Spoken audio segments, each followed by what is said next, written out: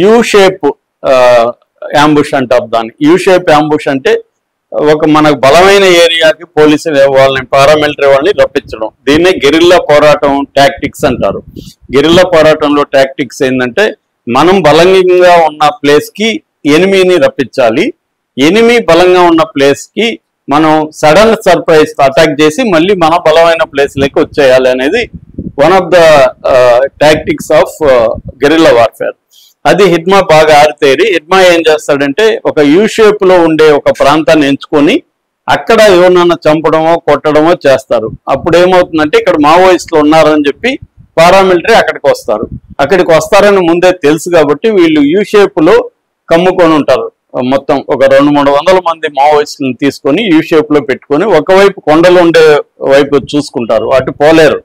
అంటే ఒక దిగ్బంధనం చేసేయడం, దిగ్బంధనం చేసి వాళ్ళు ఎటు పోలేక అక్కడే ఇరుక్కునే పరిస్థితి క్రియేట్ చేసి వాళ్ళని టాక్టిక్స్ ని హిడ్మా ఫాలో అవుతుంటాడు. సో అలాగా ఈ దంతెవాడలో సిఆర్పిఎఫ్ బలగాలు వచ్చినప్పుడు వాళ్ళ మీద అటాక్ చేస్తే 76 మంది సిఆర్పిఎఫ్ చనిపోయారు, 88 మంది మావోయిస్టులు దాంట్లో చనిపోయారు. ఇది అతిపెద్ద సంఘటన, మిలిటరీ ఒక యాక్షన్ అని చెప్పొచ్చు. వాళ్ళు మావోయిస్టుల యాక్షన్ అని పిలుస్తారు. అతిపెద్ద మిలిటరీ యాక్షన్ అనమాట మొత్తం మావోయిస్టుల చరిత్రలోనే ఈ పోలీసులు అతిపెద్దది. రెండవది 2013లో దర్బా వ్యాలీలో జరిగిన ఒక యాంబుష్. మూడవది 2017లో సుక్మాలో జరిగింది. ఇది దాదాపు 300 మంది పిఎల్జిఏ అంటారు, పీపుల్స్ లిబరేషన్ గెరిల్లా ఆర్మీ, ఈ రెడ్ ఆర్మీ అని కూడా పిలుస్తారు. దాదాపు 300 మంది 99 సిఆర్పిఎఫ్ ను చుట్టుముట్టారు. ఇది కూడా ఎన్ సర్కిల్ అంటారు, ఎన్ సర్కిల్ చేశారు. అందులో 25 మంది సిఆర్పిఎఫ్లు జవాన్లు చనిపోయారు. ఆ తర్వాత 2021లో మళ్ళీ అటాక్ చేశారు ఏప్రిల్ 3న. ఈసారి 2000 మంది సిఆర్పిఎఫ్, తర్వాత cobra and DRG, Chhattisgarh police వీళ్ళందరూ కలిసి 2000 మంది ఉన్నారు.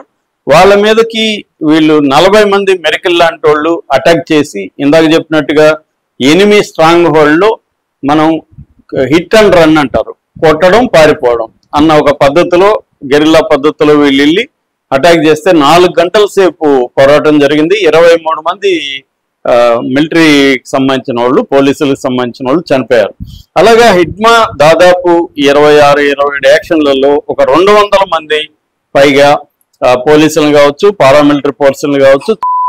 అందువల్ల ప్రతి ఒక్కరిని చంపితేనే, ఒక పోలీసుని చంపితేనే పోలీసులందరూ ఓడిపోతారు. ఆ మధ్య ఒక పోలీసుని చంపాడని ఇక్కడ ఒక అతన్ని ముస్లిం కుర్రాన్ని చంపేశారు.